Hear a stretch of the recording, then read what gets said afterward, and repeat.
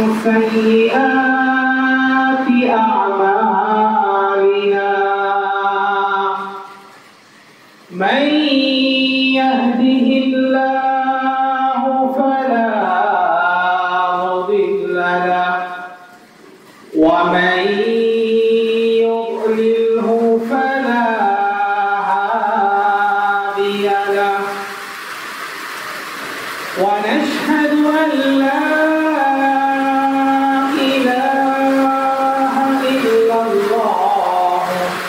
وحده لا شريك له ونشهد أن سيدنا وحبيبنا محمدا عبده ورسوله اللهم صل على محمد وعلى آل محمد كما صليت على إبراهيم وعلى آل إبراهيم إنك حميد مجيد اللهم بارك على محمد وعلى آل محمد كما باركت على إبراهيم وعلى آل إبراهيم إنك حميد مجيد قال الله سبحانه وتعالى في القرآن الكريم أعوذ بالله من الشيطان الرجيم بسم الله الرحمن الرحيم واذكروا إذ أنتم قليل مستضعفون في الأرض تخافون أن يتخطفكم الناس فآواكم وأيدكم بنصره ورزقكم من الطيبات لعلكم تشكرون يا أيها الذين آمنوا لا تخونوا الله والرسول وتخونوا أماناتكم وأنتم تعلمون واعلموا أنما أموالكم وأولادكم فتنة وأن الله عنده أجر عظيم يا أيها الذين آمنوا إن تتقوا الله يجعل لكم فرقانا ويكفر عنكم سيئاتكم ويغفر لكم والله ذو الفضل الفضل العظيم الحمد لله মহান আল্লাহ সুবহানাহু ওয়া তাআলার দরবারে অসংখ্য অগণিত শুকরিয়া এবং কৃতজ্ঞতা জ্ঞাপন করছি, যিনি আমাদেরকে সপ্তাহের মধ্যকার সবচেয়ে উত্তম দিন জুমার দিন জুমার খুতবা শোনার জন্য বাইতুর রহমান জামে মসজিদ মাস্টারপাড়া জয়মন্ডল সিংগায় এখানে চলে আসার তৌফিক দান করেছেন। আমরা সবাই বলি আলহামদুলিল্লাহ। আজকে অনেকদিন পর আপনাদের সামনে আসার সুযোগ হলো। এর আগে অনেকগুলো ব্যস্ততা ছিল, ওমরা সফর ছিল, এরপরে দেশের বিভিন্ন প্রান্তে আরো বেশ কিছু কাজ ছিল। যাই হোক, আল্লাহ সুবহানাহু ওয়া তাআলা আবার আমাদেরকে দেখা সাক্ষাৎ করার তৌফিক দান করেছেন। আমি আপনাদের সামনে কোরআনুল কারীমের 4টা আয়াত তিলাওয়াত করেছি। কয়টা আয়াত? 4টা আয়াত তিলাওয়াত করেছি। এই 4টা আয়াত হচ্ছে সূরা আনফালের মধ্যে, সূরা আনফালের 26, 27, 28, 29। কয়টা? 4টা আয়াত। 8 নম্বর সূরার 4টা আয়াত তিলাওয়াত করেছি।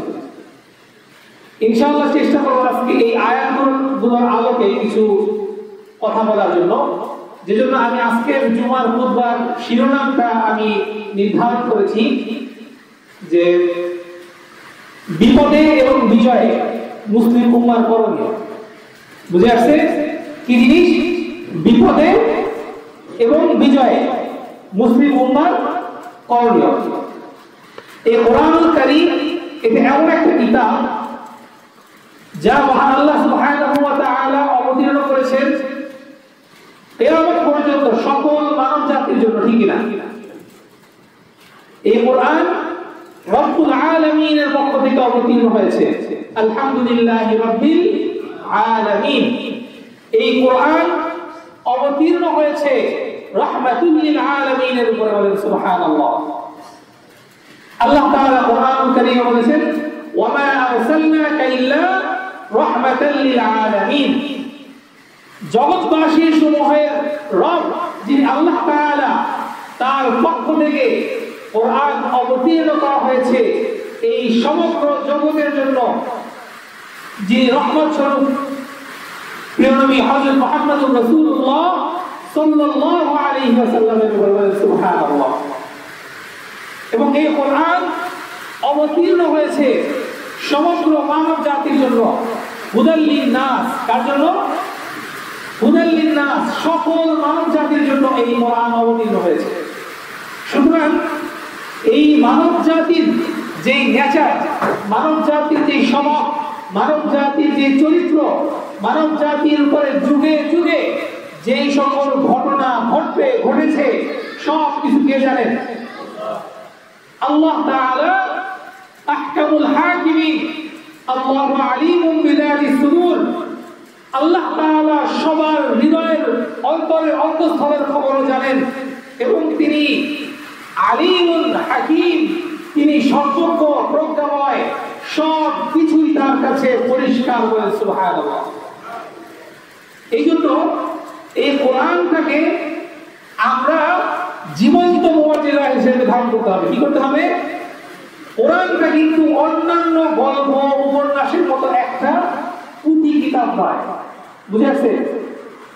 আমাদের মধ্যে অনেকের ধারণা যে অনেক কিতাব আছে পৃথিবীতে, কত শত শত হাজার হাজার বই পুস্তক আছে, অন্য বই পুস্তকেও যেমন অনেক ঘটনা আছে, এই কোরআনের মধ্যেও কিছু এমন ঘটনা আছে, এই তো হয়তো একটু বেশি সম্মান। এই বিষয়টা কিন্তু তা নয়। এই কোরআনকে বলা হয়েছে জীবন্ত মুআজিজা। রাসূলুল্লাহ সাল্লাল্লাহু আলাইহি ওয়াসাল্লাম ছাড়া অন্য যে নবী রাসূলগণ পৃথিবীতে এসেছিলেন তাদেরকে এক একজনকে এক একটা মুআজিজা দেওয়া হয়েছিল। যেমন হযরত মূসা আলাইহিস সালাতু ওয়াস সালামের মুআজিজা ছিল তিনি একটা লাঠি যদি তিনি ছেড়ে দিয়ে বলতেন তুমি শান্ত হয়ে যাও, সেই লাঠিটা শান্ত হয়ে যেত। ওয়া মা তিলকা বিয়ামিনিকা ইয়া মূসা। কোরআনে আল্লাহ বলেছেন সূরা তাহা পড়েন, ক্বালা হিয়া আসা। আল্লাহ জিজ্ঞেস করলেন হে মূসা তোমার হাতে কি? মূসা বললেন লাঠি।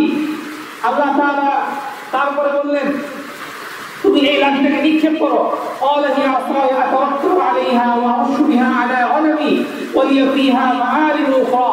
قال ألقها يا موسى হে মুসা তুমি এই লাঠিটাকে ছুঁড়ে ফেলো فألقاها فإذا هي حية تسعى মুসা আলাইহিস সালাম যখন ওই লাঠিটাকে নিক্ষেপ করলেন তখন সেই লাঠিটা বিশাল বড় অজগর সাপ হয়ে আকার ধারণ করল। বলেন সুবহানাল্লাহ। এটা কি স্বাভাবিক ঘটনা? এটা কি কোনো স্বাভাবিক ঘটনা? এটা অস্বাভাবিক ঘটনা। এটা কি অস্বাভাবিক ঘটনা?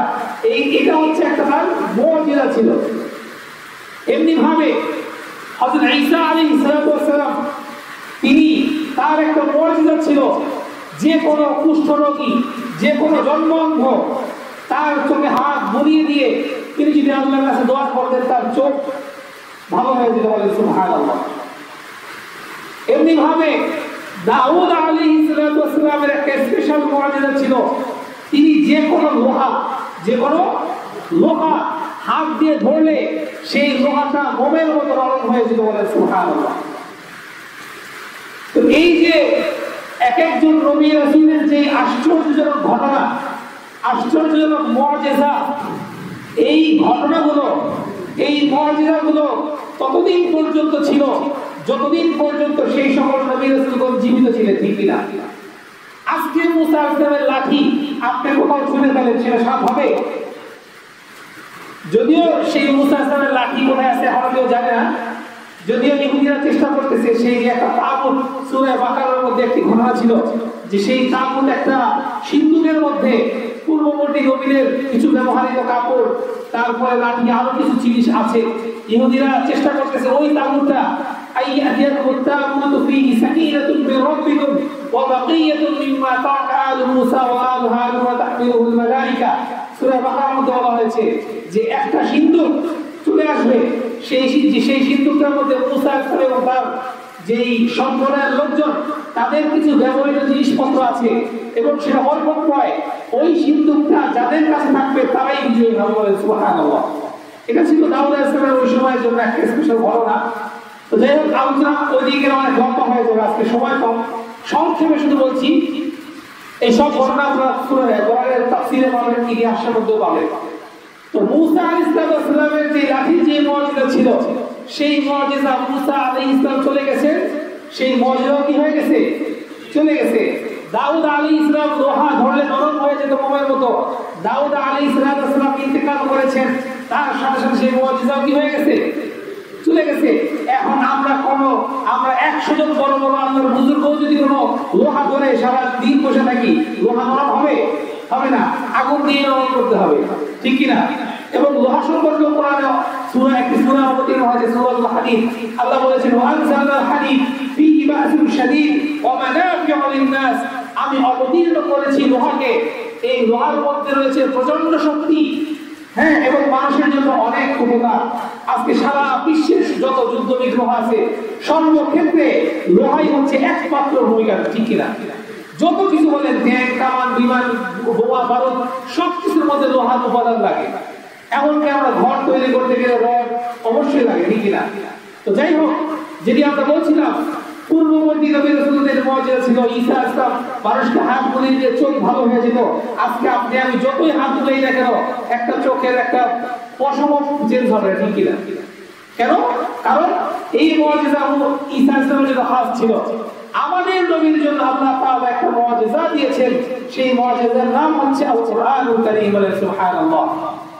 এইজন্যই বলা হয় কোরআন জীবন্ত মুজিজা। রাসূলুল্লাহ সাল্লাল্লাহু আলাইহি ওয়াসাল্লাম ইন্তেকাল করেছেন, ওয়া মা মুহাম্মাদুন ইল্লা রাসূল ক্বাদ খালাত মিন ক্বাবলিহি রাসূল।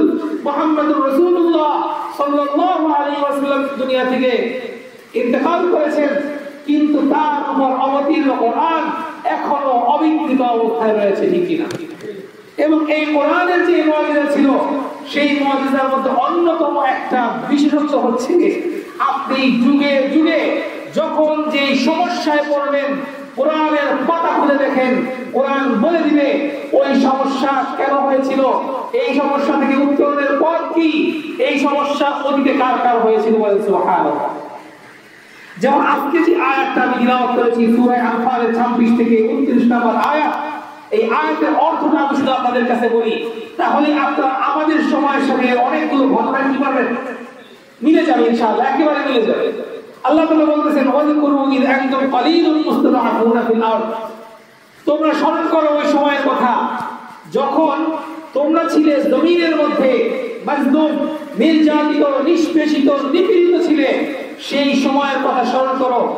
তাখাফুনা আইয়াতাখাত্তাবাকুমুন নাস, তোমরা ভয় পাচ্ছিলে, ভীত সন্ত্রস্ত থাকতে প্রতিটা মুহূর্তে কখন জানি কাকে থাবা দিয়ে কাফেররা নিয়ে যায়, কাফেররা নিয়ে কাকে টর্চার করবে, কাকে মরুভূমির মধ্যে ঝুলিয়ে মানে গরম বালুর মধ্যে শুইয়ে রাখবে, কাকে বর্ষা নিক্ষেপ করে হত্যা করবে, কাকে গুম করবে, কাকে জেলে নিবে, কাকে ক্রস ফায়ার করে হত্যা করবে, কার পরিবারের উপর জুলুম করবে, কখন তারা মোবাইল ট্র্যাকিং করে নিয়ে যাবে, তোমরা সব সময় একটা ভয়ের মধ্যে ছিলে, ঠিক কিনা? আল্লাহ তাআলা একই ঘটনা মক্কার মুমিনদের যে অবস্থা ছিল, আমাদের যে অবস্থা ছিল, একেবারে পাই টু পাই মিলিয়ে দিচ্ছেন। তোমরা স্মরণ করো যখন তোমরা ছিলে খুবই অল্প, মুমিনরা বর্তমান বিশ্ব খুবই অল্প, ঠিক কিনা? এক আল্লাহর একত্ববাদের কথা বলার উপর মুমিনদের যারা অটল এবং অবিচল থাকে, তাদের সংখ্যা সারা পৃথিবীর সব সময় যুগে যুগে কম ছিল, ঠিক কিনা? আল্লাহ কোরআনে বলেছেন কাম মিন ফিয়াতিন কলিলাতিন ওয়ালাবাত ফিয়াতান কাসীরাতান বিইذনিল্লাহ, কত অল্প অল্প জনসংখ্যার মানুষ কত বেশি বেশি কাফের মুশরিকদের উপরে আল্লাহর অনুমতিতে বিজয় হয়েছে, বলেন সুবহানাল্লাহ। কার অনুমতিতে বিজয় হয়েছে? আল্লাহর অনুমতিতে বিজয় হয়েছে। দুনিয়ার কোন শক্তি, দুনিয়ার কোন উপকরণ, দুনিয়ার কোন সামগ্রী, এগুলো আল্লাহ যদি চান উপকারে আসবে, আল্লাহ যদি না চান সারা দুনিয়া একসাথে হলেও মুমিনদের কোনো উপকার হবে না, ঠিক না? এটাই হচ্ছে বিশ্বাসী মুমিনদের ঈমানের মূল জায়গা। হুনাইনের সময় মুসলিমদের সংখ্যা অনেক বেশি হয়ে গিয়েছিল, তাদের মধ্যে একটা অজানা সমস্যা তৈরি হলো। অনেক কিছু নৌ মুসলিম ধারণা করতে লাগলেন যে আজকে তো আমরা অনেক, বদরে মাত্র 313 জন ছিল, তাতেই মুসলিমরা বিজয় হয়েছে, আজকে আমরা হাজার হাজার, আজকে মুসলিমরা অবশ্যই বিজয়ী হবে। কিন্তু তারা এই জিনিসটা ভুলে গিয়েছিল। বিজয় আসে কার কাছ থেকে? আল্লাহর কাছ থেকে। আল্লাহ তাআলার সাথে সাথে যুদ্ধের মাঠের পরিস্থিতি পরিবর্তন করে দিলেন, আয়াত নাযিল করলেন ওয়ায়াউমা হুনাইন ইয আ'জাবাতকুম কাসরাতুকুম ফালাম তুগনি আনকুম শাইআ, স্মরণ করো হুনাইনের সময়ের কথা, তোমাদের সংখ্যাধিক্য তোমাদেরকে অনেক আনন্দিত করেছিল, তোমাদেরকে উৎফুল্ল করেছিল, কিন্তু আল্লাহর কাছে এই তোমাদের সংখ্যাধিক্য কোনো কাজে আসে নাই। ওয়াদাকাত আলাইকুমুল আরদু বিমা রাহুবাত, জমিন প্রশস্ত হওয়া সত্ত্বেও তোমার জন্য সংকুচিত হয়ে গেল তোমাদের জন্য। কেন? কারণ আল্লাহর উপরে বিজয়, আল্লাহর রহমত, আল্লাহর উপর ভরসা যদি তোমাদের কাছ থেকে চলে যায়, তাহলে তোমরা পৃথিবীতে যত বেশি সংখ্যক হন না কেন, তোমাদের এই বেশি সংখ্যা কোনো কাজে আসবে না, ঠিক না? একই ভাবে আপনি চিন্তা করেন, আমাদের বিগত 15 বছর আওয়ামী লীগের দুঃশাসনে যে কঠিন অত্যাচার আমাদের দেশে চলছিল না, এই 15 বছরের আগে আমাদের দেশের কিছু ইসলামিক দল তারা একটু ভালো সময় পেয়েছিল, পাওয়ার পরে গণতান্ত্রিক প্রক্রিয়ায় তারা কিছু গণতন্ত্রের হালুয়া রুটির ভাগ অংশীদার হয়েছিল। তাদের লক্ষ লক্ষ জনগণ জনসম্পৃক্ততা ছিল, দেশের অসংখ্য বড় বড় ব্যবসায়ী কোম্পানি, গ্রুপ অফ ইন্ডাস্ট্রিজ তারা তৈরি করেছে, তাদের কাছে অনেক কিছুই ক্ষমতা ছিল। কিন্তু যেহেতু আল্লাহর বিধান বাস্তবায়নের জন্য ইসলামের যে পন্থা, গণবিপ্লব এবং কিতাল, একেবারে সুস্পষ্ট পদ্ধতি, জনগণকে সম্পৃক্ত করতে হবে, প্রয়োজনে কিতালের মতো অবতীর্ণ হতে হবে, তারপরেও ইসলামী খেলাফত এই পথ দিয়ে আসবে ইনশাআল্লাহ।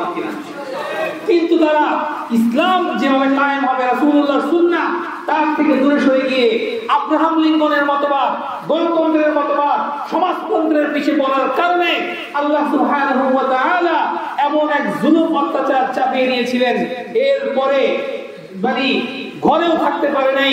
বিভিন্ন জুলুম নির্যাতন অত্যাচার নিষ্পৃষ্ট হতে হতে হতে একটা পর্যায়ে যখন সবাই বলেছে মাতা রাসূলুল্লাহ, আমরা আল্লাহর সাহায্য কখন আসবে, নাস্তিকরা পর্যন্ত বলা শুরু করেছিল যে আমরা আল্লাহর উপর ভরসা করি, বলেন সুবহানাল্লাহ। বুঝে আসছে? এরপরে আল্লাহ সুবহানাহু ওয়া তাআলা তার রহমত এবং বরকতে আমাদের দেশের অবস্থাকে একটু পরিবর্তন করে দিয়েছে, ঠিক কিনা? গত 15-16 বছরে যে জুলুম ছিল, সেই জালিম হাসিনাকে কে উৎখাত করেছে? আল্লাহ উৎখাত করেছেন, ঠিক কিনা? এই ঘটনার মাস্টারমাইন্ড কে? আল্লাহু আহকামুল হাকিমিন। যদি দুনিয়ার কেউ বলে অমুক নেতা পার্টি নেতা তমুক নেতা করে, সম্পূর্ণ মিথ্যা কথা। আল্লাহ তাআলা তিনি চেয়েছেন, আল্লাহ তাআলা সিদ্ধান্ত নিয়েছেন, আল্লাহ তাআলা পরিকল্পনা করেছেন। ওয়া মাকারু ওয়া মাকারাল্লাহ ওয়াল্লাহু খায়রুল মাকিরিন। আল্লাহর পরিকল্পনা বাস্তবায়িত হয়েছে, ঠিক কিনা? যাদের মাধ্যমে আল্লাহ পরিকল্পনা বাস্তবায়ন করেছেন, তারা যদি বেঈমানি করে, আল্লাহ তাআলা তার পরিকল্পনা বাস্তবায়ন করার জন্য অন্য কাউকে তৈরি করে দিবেন, ঠিক কিনা? এটাই আল্লাহ কোরআনুল কারীমে বলে দিয়েছেন, ইল্লা তানফিরু ইউআযিবকুম আযাবান আলীমা ওয়া ইস্তাবদিল কওমান গায়রাকুম। আল্লাহর দ্বীনের বিজয়ের জন্য তোমরা যদি প্রস্তুতি না নাও, তোমরা যদি কিতালের পথে বের না হও, জেনে রাখো আল্লাহ তোমাদেরকে হয়তো ধ্বংস করে দিবেন। তোমাদের পরিবর্তে অন্য কোন জাতিকে আল্লাহ তাআলা কাজে নিয়োজিত করবেন, তারা তোমাদের মতো হবে না। বুঝে আসছে বিষয়টা? যদি বলছিলাম এই যে জুলুম নির্যাতনের এই স্টিল রোলার চলেছে, এমন এক অবস্থা, 5 জন দাড়ি টুপিওয়ালা মানুষ একসাথে বসে আমরা কথা বলবো, এইরকম একটা অবস্থা ছিল না, ঠিক কিনা? একজন মুমিন ভাই ফোন দিয়েছে, সে বলবে একটা ইসলামের কথা, সেই কথা বলার মতো অবকাশ ছিল না। বলতে হতো ভাই সাক্ষাৎ হলে কথা বলেন, ফোনে এত কথা বলা যাবে না, ঠিক কিনা? কি একটা ভয়ঙ্কর অবস্থা ছিল। মসজিদে নামাজ পড়তে এসেছে, গেটের মধ্যে গোয়েন্দারা আছে, নামাজ পড়া শেষ, দাঁড়িয়ে আছে, টুপি আছে, ধরে নিয়ে গেছে, বলে নাউজুবিল্লাহ। অসংখ্য ভাই এবং জেনে এখনো আছে, অনেকের সাথে আমারও দেখা হয়েছে কাশিমপুরে। এক কাঠ মিস্ত্রি, সে কাঠের কাজ করতো। কি কাজ করতো? কাঠের কাজ করতো, কাঠের বার্নিশ করতো, কাঠের ফার্নিচার তৈরি করতো। একদিন মসজিদে আসছে, নামাজ পড়ে বের হয়েছে, তাকে পুলিশ ধরে নিয়ে গেছে, তুমি জঙ্গি। বুঝে আসছে বিষয়টা? জুলুম নির্যাতন কতটা মাত্রা ছাড়িয়ে গিয়েছিল, কত অসংখ্য মুসলিমকে তারা গুম করে হত্যা করেছে, তার কোনো সংখ্যা নেই। একজন শহীদের বাবা সেদিন প্রেস ক্লাবে আমাদেরকে বলতেছিলেন যে তার সন্তানকে নিয়ে গেছে, সব থানা হাসপাতাল সব জায়গায় খোঁজ দিছে, কোথাও বলছে নাই নাই নাই, ডিবির কাছে গেছে, বলে নাই। কয়েকদিন পর দেখা গেল তাকে অমুক এক জায়গায় একটা মৃত লাশ হিসেবে পড়ে আছে, বলে নাউজুবিল্লাহ, তাকে হত্যা করে ফেলে দিয়েছে। এই যে জুলুমগুলো, কত মা বোনকে তারা জঙ্গি নাম দিয়ে ধর্ষণ পর্যন্ত করেছে, বলে নাউজুবিল্লাহ।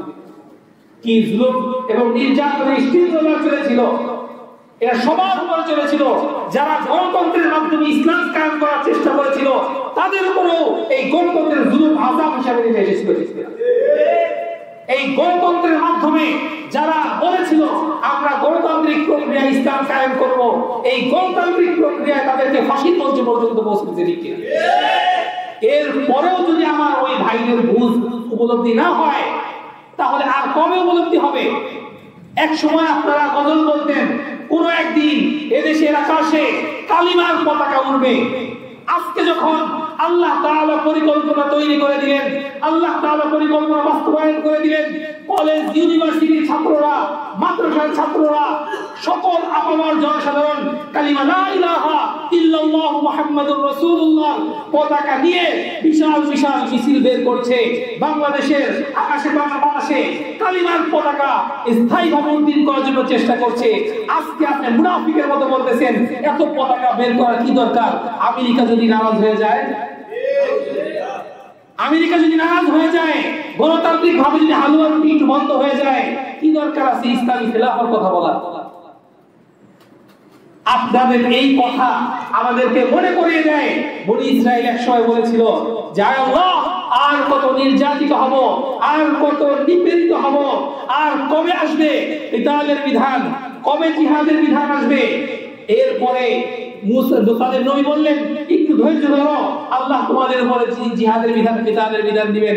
এরপর যখন কিতালের বিধান আসলো, তখন তারা পলাতে লাগলো একেবারে আতঙ্কগ্রস্ত রোগীদের মতো, ঠিক কিনা?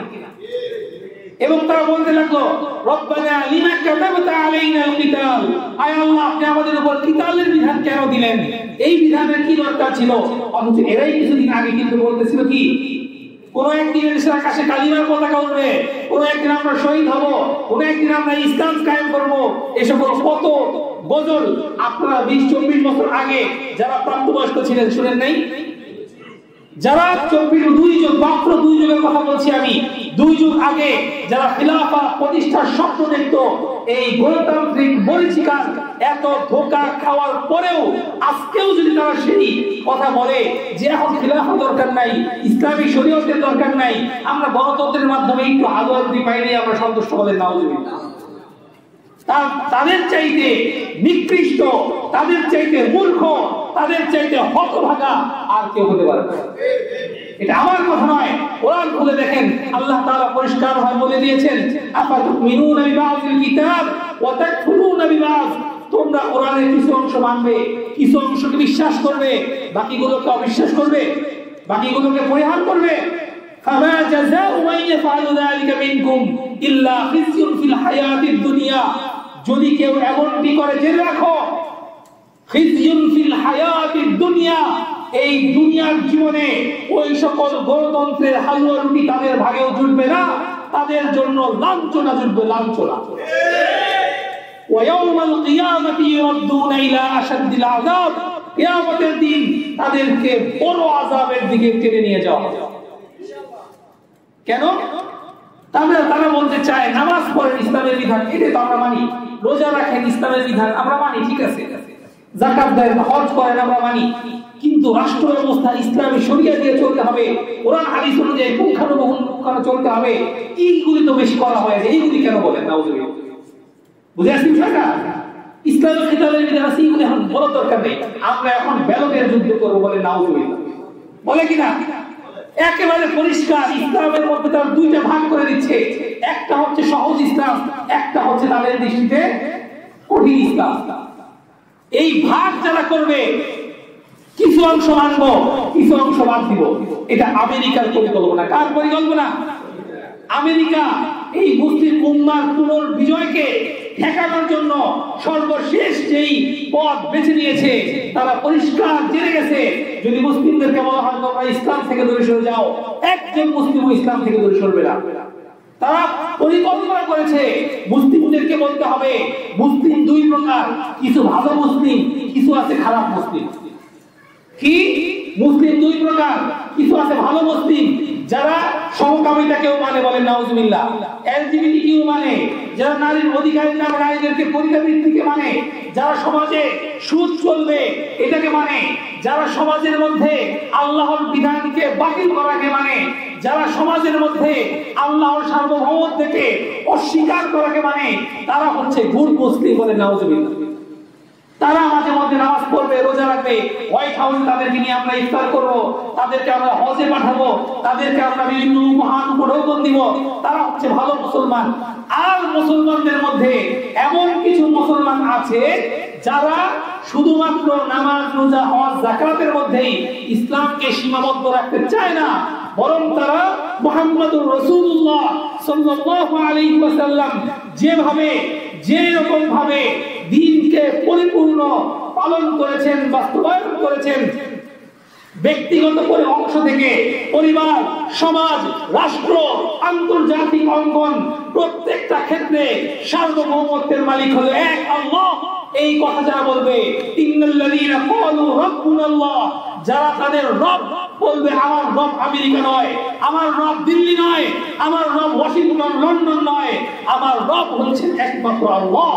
এই কথা যারা বলবে, যারা ইসলামের বিধান বাস্তবায়ন চাইবে, যারা ইসলামী শরিয়ার কথা বলবে, তারা হচ্ছে উগ্রবাদী মুসলিম, বলেন নাউজুবিল্লাহ। এই যে বিভাজন, এবং এই বিভাজনের ক্ষেত্রে তারা কিছু মডারেট লোকদেরকে চুজ করতেছে, যেন এর মাধ্যমে তারা ইসলামকে বিকৃত করে, 2টা ভাগ করে মুসলিমদেরকে মুসলিমের পরস্পরের বিরুদ্ধে লাগাই দিতে চায়।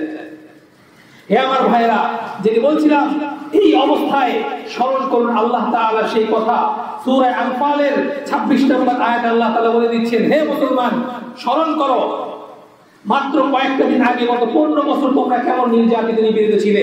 ওয়াজকুরু, স্মরণ করো, ইদ আনতুম কলিলুন, তোমরা বিশ্বাসী মুমিন ইসলামী দল এরকম লোক খুব কম ছিলে, এবং তোমরা মুস্তাদাফুন ছিলে, জমিনের মধ্যে নির্যাতিত, নিপীড়িত, নিষ্পেষিত ছিলে।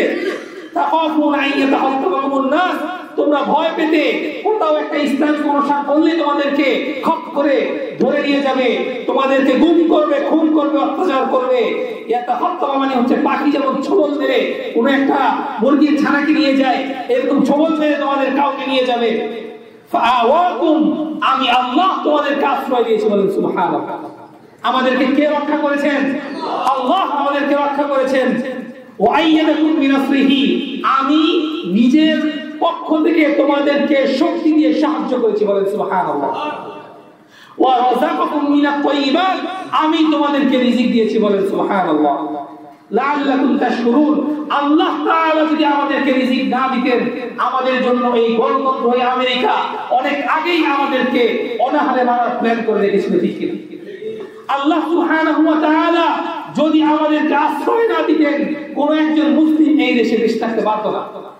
কোন একজন মুওয়াহহিদ, তারা সবার জন্য চেষ্টা করেছে, সর্বাত্মক চেষ্টা করেছে, তাদের চক্রান্তগুলোকে ব্যর্থ করে দিয়েছেন কে?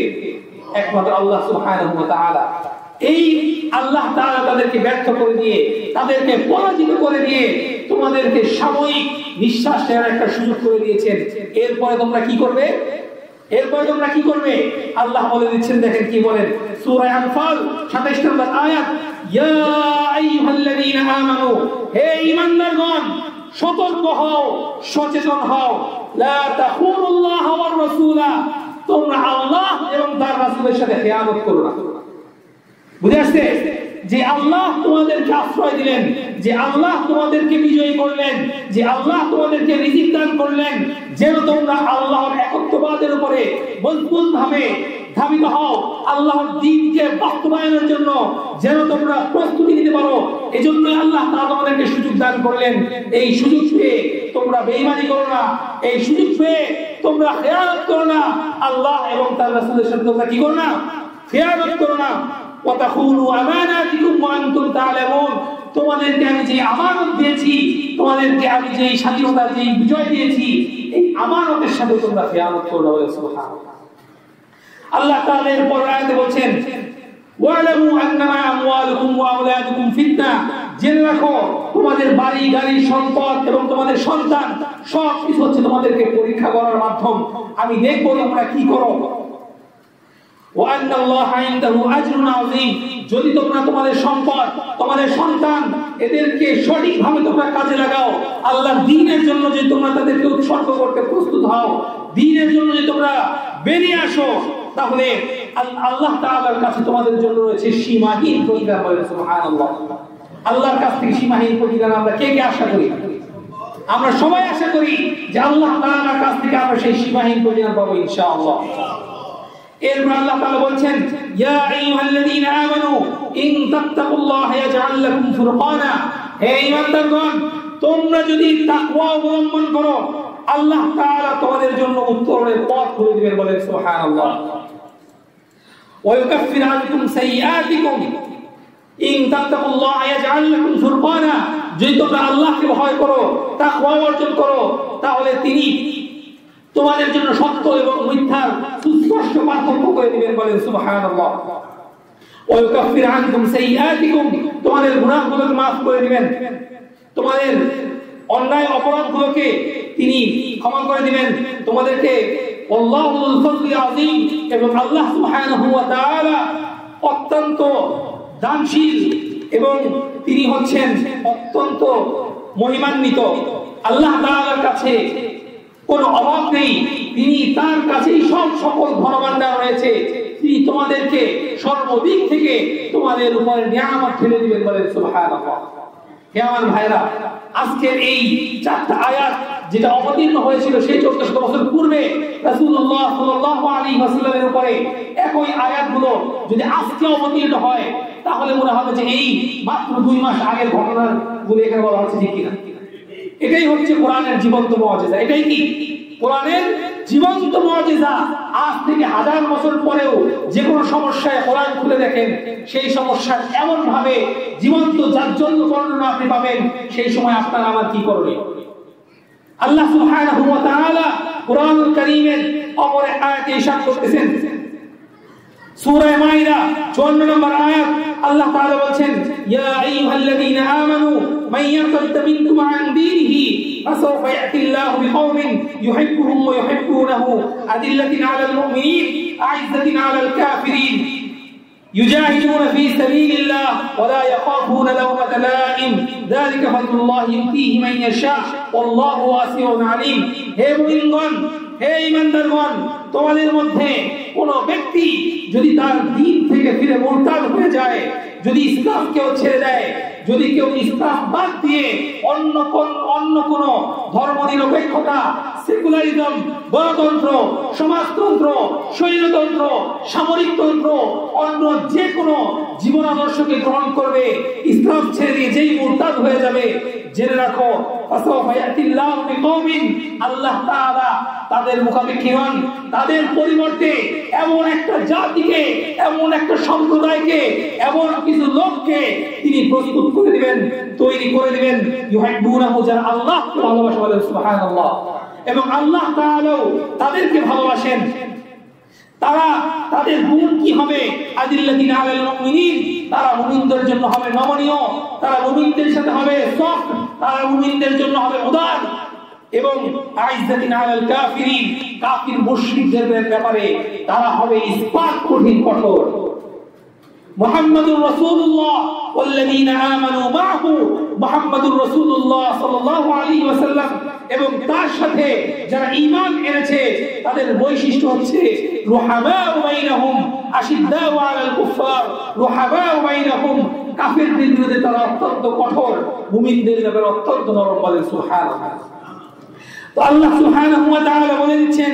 হে ঈমানদারগণ তোমরা যদি দ্বীন থেকে দূরে সরে যাও দ্বীনের দাওয়াত দাও যদি তোমরা বন্ধ করে দাও তোমাদের কাজ বন্ধ করার দ্বারা আল্লাহর দ্বীনের বিজয় বন্ধ হয়ে যাবে এটা তোমরা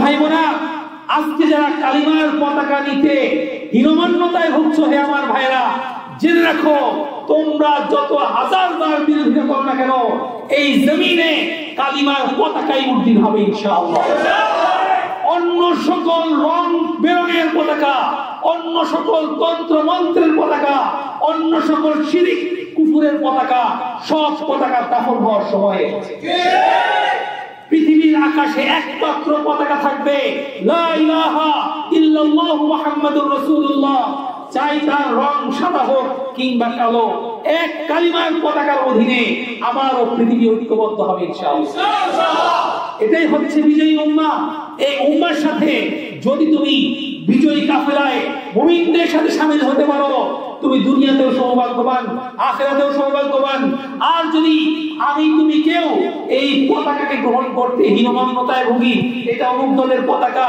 এটা তমুকের পতাকা আমি আমার আলাদা পতাকা আছে আমি এগুলি নিব না এখন এইগুলোর দরকার নাই ইসলামের দরকার এখন পুরোপুরি নাই কি দরকার এত কথা বলার ইসলামী খেলাফা ইসলামী শাসন ব্যবস্থা এগুলি না বললে কি সমস্যা হয় এই ধরনের মুনাফিক এই ধরনের নিফাক যদি তোমার আমার কারো মধ্যে থাকে আল্লাহর দ্বীন বিজয় হবে ঠিকই হয়তো তোমাকে নিয়ে অথবা তোমাকে ছাড়া হে মুমিন তুমি সিদ্ধান্ত নাও তুমি কি বিজয়ী মুমিনদের কাতারে থাকবে নাকি দুনিয়া আখিরাতে পরাজিত মুনাফিকদের সঙ্গী হবে হে আমার ভাইরা সুতরাং পরিষ্কার ভাবে সূরা সফের মধ্যে আল্লাহ তাআলা বলে দিয়েছেন ইউরিদুনা লিইউতফিউ নূরাল্লাহি বিআফওয়াহিহিম কাফির মুশরিকরা মুখের ফুৎকারে তাদের অপকর্ম ষড়যন্ত্রের মাধ্যমে তারা চায় আল্লাহর দ্বীনের এই নূরকে নিভিয়ে দিতে আল্লাহু মুতিম্মু নূরিহি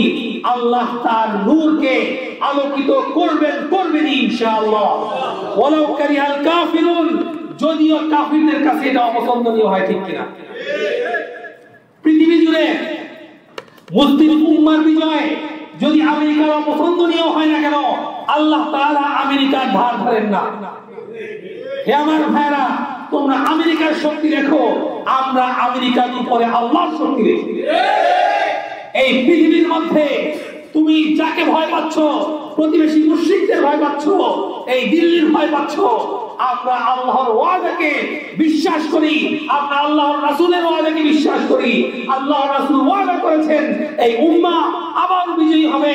ইসাবাতানি মিন উম্মতি ওয়া আখাযাহুমুল্লাহু মিনান নার, আমার উম্মতের মধ্যে দুইটা জামাতকে আল্লাহ তাআলা জাহান্নামের আগুন থেকে মুক্তির ফয়সালা করে দিয়েছেন।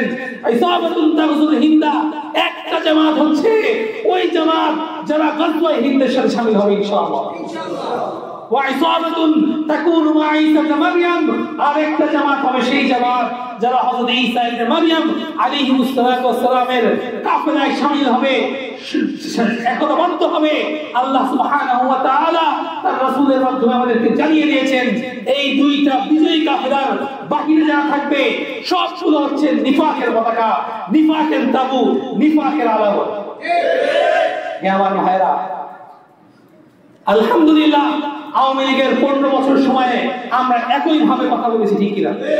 এই মসজিদে আমি যতগুলো খুতবা দিয়েছি, যখন যে বিষয়ে বলা দরকার তখন সেই বিষয়ে সেই শব্দ উচ্চারণ করেছি, ঠিক কিনা? এখন ইনশাআল্লাহ আমরা দ্বীনের কথাগুলোকে আল্লাহ যেভাবে বলেছেন, তার রাসূল যেভাবে বলেছেন, অবিকৃতভাবে কোন আমেরিকাকে ভয় করে, কোন পরশক্তি ইন্ডিয়ার ভয় করে আমরা কোন কাটছাট করব না ইনশাআল্লাহ। আমাদের জন্য বেশি কি হবে? ওয়াল্লা ইউসিবানা ইল্লা মা কাতাবাল্লাহু লানা, হে নবী আপনি বলে দিন আমাদের ভাগ্যে আল্লাহ যা লিখে রেখেছেন তার চেয়ে বেশি কিছুই হবে না। ইম্মা শাহাদা ওয়া ইম্মা শরিয়া, হয়তো আমরা শহীদ হয়ে যাব অথবা এই জমিনে এই পৃথিবীতে আল্লাহর দ্বীনকে বিজয় করব ইনশাআল্লাহ। হে আমার ভাইরা, এই সময় আল্লাহ তাআলা আপনাদেরকে সুযোগ দিয়েছেন, নিঃশ্বাস নেওয়ার সুযোগ দিয়েছেন এবং বলে দিয়েছেন, হে ঈমানদারগণ তোমরা আল্লাহ এবং তার রাসূলের সাথে খেয়ানত করো না। কি খেয়ানত? এর কথা আল্লাহ তাআলা এই সূরা আনফালের একটু আগে বলে দিয়েছেন, ইয়া আইয়ুহাল্লাযীনা আমানু ইসতাজীবু লিল্লাহি ওয়া লির-রাসূলি ইযা দাআকুম লিমা ইউহয়িকুম, হে ঈমানদারগণ তোমরা আল্লাহ এবং তার রাসূলের আহ্বানে সাড়া দাও। বলেন সুবহানাল্লাহ। আল্লাহ যখন ডাকে তোমাদেরকে, রাসূল যখন ডাকে, তখন তোমরা আল্লাহ এবং তার রাসূলের আহ্বানে সাড়া দাও। এই আহ্বান তোমাদের মধ্যে জীবনের সঞ্চার করবে, এই আহ্বান তোমাদের মধ্যে পুনর্জীবন দিবে, এই আহ্বান সারা পৃথিবীকে খিলাফত শাসনের মাধ্যমে সবুজ শ্যামল করে দিবে। বলেন সুবহানাল্লাহ। যদি তোমরা আল্লাহ এবং তার রাসূলের আহ্বানে সাড়া না দাও, জেনে রাখো তাহলে তোমরা আল্লাহর সাথে খেয়ানত করলে। কি করলে? আল্লাহর সাথে খেয়ানত করলে, আল্লাহ রাসূলের সাথে খেয়ানত করলে। আল্লাহ তোমাদেরকে যে সম্পদ, যে সন্তান দিয়েছেন, যে আমানত দিয়েছেন, সেই আমানতের সাথে তোমরা খেয়ানত করলে। সূরা আনফালের 26 নম্বর আয়াতে আল্লাহ পরিষ্কার বলে দিয়েছেন। সুতরাং আজকে আমাদের জন্য করণীয় হচ্ছে আমরা যে সময়টা পেয়েছি এই সময়কে কাজে লাগানো, ঠিক কিনা? এখন একটা সময় আমাদের দেশে বিরাজ করতেছে, ভয়ঙ্কর জালিম সরে গেছে। আল্লাহ তাআলা মধ্যমন্ত্রী, অর্ধেক জালিম অর্ধেক মুনাফিক একটা অবস্থা আমাদের মধ্যে দিয়ে রাখছেন। এরপরে কি আরো কঠিন জালিম আসবে না আরো সহজ হবে? একমাত্র আল্লাহ তাআলা ভালো জানেন। এবং এটা নির্ধারিত হবে আমার আপনার কাজের মাধ্যমে, ঠিক কিনা? যে কোনো অন্যায়, যে কোনো মানে ইসলাম বিরোধী এজেন্ডার বিরুদ্ধে প্রতিবাদ এবং প্রতিরোধে আমরা সবাই শামিল হতে রাজি আছি ইনশাআল্লাহ। আমাদের দেশকে ধ্বংস করার জন্য এলজিবিটিকিউ, সমকামিতা, এই সকল নিকৃষ্ট কালচার আমদানি করা, পুষিত করার চেষ্টা হচ্ছে, ঠিক না? সরকার অন্ধ্রে অন্ধ্রে এখনো বড় বড় নাস্তিক বসে আছে। আমাদের জাতীয় সিলেবাস কিভাবে একটা নাস্তিকবাদী সিলেবাস তৈরি করা যায়, এজন্য তারা চক্রান্ত এবং ষড়যন্ত্র করতেছে। আমরা এর ব্যাপারে সজাগ আছি ইনশাআল্লাহ। আমরা সরকারকে পরিষ্কার হয়ে বলে দিতে চাই, আমরা আপনাদের শত্রু নই। আমরা বিগত 15 বছর আওয়ামী ফ্যাসিবাদের বিরুদ্ধে মাঠে ময়দানে অনলাইন অফলাইনে আমরা সংগ্রাম করেছি। আমি নিজে 33 মাস জেলে ছিলাম। কত মাস? 33 মাস কারাগারে ছিলাম দুইটা মিথ্যা মামলায়। সরাসরি তৎকালীন আইনমন্ত্রী আমার জামিন হওয়ার পরে মানিকগঞ্জে যখন আমি ছিলাম 12 মাস পরে অসংখ্যবার হাইকোর্টে আবেদন করতে করতে করতে করতে জামিন হয়েছে। জামিন হওয়ার পরে 3 দিন পর্যন্ত আমাকে আটকে রাখছে। 3 দিন পরে বলা হলো যে আইন মন্ত্রণালয় থেকে আপনার জামিন কেসের আবেদন করা হয়েছে। যে আইনমন্ত্রী আমার ব্যাপারে ফোন দিয়েছিল সেই আইনমন্ত্রী নৌকায় করে পালাতে হয়েছে। ঠিক এটাই হচ্ছে মুমিনদের বিষয়। আমরা আগেও যেমন ছিলাম এখনো যেমন আছি। মুমিনরা খেজুর গাছের মতো, তারা যতই ঝড় বৃষ্টি আসুক না কেন তাদের মূল ভিত্তি অটল এবং অবিচল থাকবে ইনশাআল্লাহ। মুনাফিকরা সুযোগ পাইলে রং বদলায়। তো বলছিলাম এই জুলুম অত্যাচার নির্যাতনের মধ্যে আমরা ঈমান থেকে বিচ্যুত হই নাই। আপনারা ক্ষমতায় এসেছেন, আপনারা দেশের মধ্যে পূর্ববর্তী জালিমদের কোন এজেন্ডা বাস্তবায়নের জন্য কাজ করবেন। আমরা চাই না এত দ্রুতই আপনাদের বিরুদ্ধে আবার রাজপথে নেমে আন্দোলন করতে, ঠিক কিনা? যত নাস্তিকবাদী শয়তানগুলো আপনাদের মধ্যে বসে আছে এগুলোকে দূরে সরান। এই দেশ মুসলিম জনসংখ্যা 90% মুসলিম সন্তানদের দেশে। আমাদের শিক্ষায় কোরআন এবং হাদিস থাকতে হবে। আমাদের স্কুল কলেজ ইউনিভার্সিটির ভাইদেরকে কোরআন হাদিস থেকে আর দূরে রাখা যাবে না, যাবে না, যাবে না। আমাদের দেশের মধ্যে শয়তানি American agenda, LGBTQ Israel agenda অনুপ্রবেশ করা যাবে না। সব জায়গায় আমরা তাদের প্রতিবাদ করবো ইনশাআল্লাহ। মাঠে ময়দানে যেখানেই দেখবো আমরা অশ্লীলতা, বেহায়াপনা, সেখানেই আমরা তাদেরকে প্রতিহত করব। শেষ কথা বলে আমি শেষ করছি। আমাদের এই সমাজ, আমাদের দেশ জাতি, আমাদের 3-4 জন আগে একটা অবস্থা ছিল, সমাজের মধ্যে একটা বেহায়া মেয়ে যদি পর্দা ছাড়া অশালীন অবস্থায় বের হতো, মুরব্বীরা বাধা দিতেন, ঠিক কিনা? এই মেয়ে তুমি কে, তোমার বাসা কোথায়, তুমি কেন এইভাবে বের হয়েছো, বলতেন কিনা?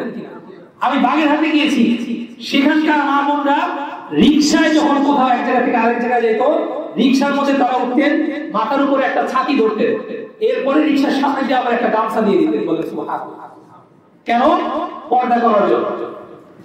এটা এই দেশের মুসলিম, হিন্দু সকল মানুষের, এটা এই দেশের একটা কালচার, ঠিক কি?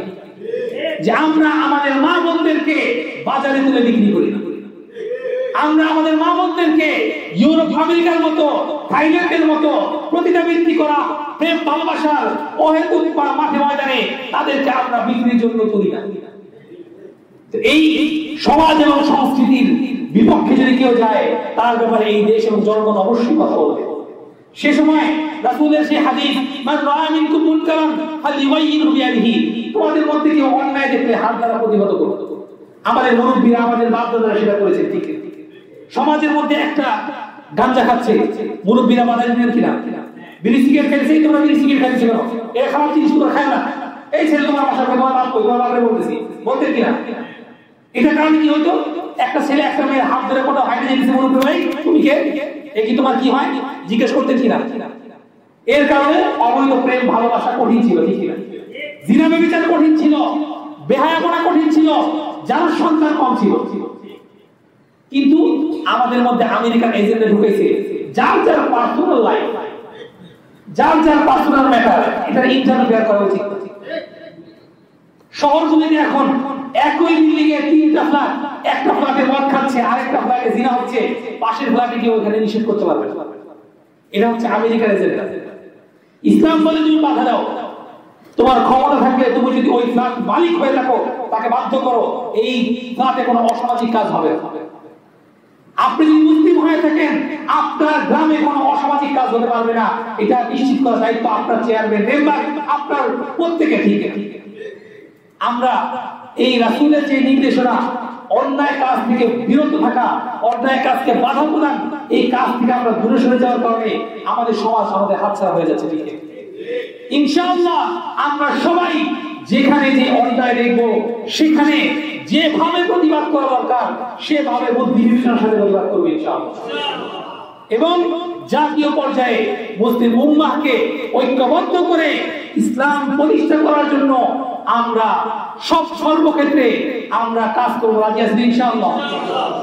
মাঝে মধ্যে আমরা বিভিন্ন সময় প্রেস ক্লাবে বেশ কিছু আমরা অনুষ্ঠান করে থাকি, কারণ জাতীয় পর্যায়ে যদি আমরা ভূমিকা না রাখি, নাস্তিকরা তখন সুযোগ পেয়ে যায়। আলহামদুলিল্লাহ গত 1 মাসে আমরা অনেকগুলো কাজ করেছি এবং তার সুফল আমরা পেয়েছি আলহামদুলিল্লাহ। আমরা কারাগারে যে সকল মজদুর ভাইয়েরা বন্দী আছে, তাদের মুক্তির জন্য আমরা চেষ্টা করেছিলাম।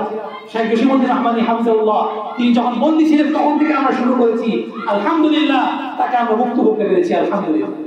এমনি ভাবে অসংখ্য বন্দীকে মুক্তি করা হয়েছে, আরো যারা এখনো আছে তাদের জন্য আমরা চেষ্টা করে যাচ্ছি। এমনি ভাবে যে কোনো শয়তানি এজেন্ডার বিপরীতে আমরা মাঠে ময়দানে আছি। আপনাদেরকে যদি আমরা কখনো আহ্বান জানাই এখান থেকে ঢাকা, আপনারা যেতে পারবেন কিনা? ইনশাআল্লাহ। আল্লাহ তাআলা আপনাদেরকে কবুল করুন, আমিন। এবং আপনারা যারা মোবাইল চালান, যারা ফেসবুক ইউটিউব ব্যবহার করেন, বর্তমানে অনলাইন একটা গুরুত্বপূর্ণ বিষয়। যে কোনো একটা প্রতিবাদ, যেমন র‍্যাব একটা শয়তানি করেছিল, তারা আবার একটা প্রেস রিলিজ দিয়েছিল, এবং ডিবি একটা নাটক করেছিল, আবার জঙ্গি একটা নাটক ঢাকার মিরপুরে। আমরা অনলাইনে প্রতিবাদ শুরু করার পরে তারা লেখলো যে জঙ্গি, প্রথমে লেখছে জঙ্গি আটক, পরে লেখছে না জঙ্গি না, নাশকতাকারী আটক। তারা জঙ্গি শব্দ পরিবর্তন করতে বাধ্য হয়েছে। তো আপনি আমি যদি প্রতিবাদ করি, অনেকে মনে করি এটা লেখা কি হবে, দরকার নেই। আপনার ফেসবুকে একটা লাইক, একটা মতামত অনেক গুরুত্বপূর্ণ ভূমিকা রাখে। বুঝে আসছে বিষয়টা? যারা আমরা ফেসবুকে অশ্লীলতা থেকে দূরে থাকবো, ভালো যে কাজগুলো আছে এগুলোকে প্রচার করবো, রাজি আছি ইনশাআল্লাহ। আমরা এই মসজিদের নামে একটা আপনার হোয়াটসঅ্যাপে একটা গ্রুপ করা হয়েছে। যারা যুবক আছেন, যারা মোবাইল হোয়াটসঅ্যাপ ব্যবহার করেন, সবাই এই হোয়াটসঅ্যাপ গ্রুপে সম্পৃক্ত হবেন ইনশাআল্লাহ। যেহেতু ইনশাআল্লাহ এখানে যারা পুরাতন আছে সবাইকে করা হয়েছে, আপনারা তাদেরকে যুক্ত করবেন। প্রয়োজনে আপনারা যোগাযোগ করে যুক্ত হয়ে যাবেন ইনশাআল্লাহ। আমরা সবাই এক এবং ঐক্যবদ্ধ থাকবো। কাফিররা চায় আমাদেরকে বিচ্ছিন্ন করে দিতে, বিক্ষিপ্ত করে দিতে, আর আল্লাহ তাআলা বলেছেন ওয়াতাসিমু বিহাবলিল্লাহ, তোমরা এক হও, ঐক্যবদ্ধ হও। আমরা 100 জন যদি ঐক্যবদ্ধ থাকি, কাফির 1000 আমাদের কাছে জিততে পারবে না ইনশাআল্লাহ। আমরা 10 জন যদি ঐক্যবদ্ধ থাকি, 100-200 কেউ ধারে আসতে পারবে না ইনশাআল্লাহ। এক নারায়ে তাকবীর, আল্লাহু আকবার ঘোষণার সাথে সাথে সব সুন্দর পায়জামা নরম হয়ে যাবে ইনশাআল্লাহ। আল্লাহ সুবহানাহু ওয়া তাআলা আমাদেরকে তৌফিক দান করুন, আমিন। ওয়া আখিরু দাওয়ানা আলহামদুলিল্লাহি রাব্বিল আলামিন। আসসালামু আলাইকুম ওয়া রাহমাতুল্লাহি ওয়া বারাকাতুহু।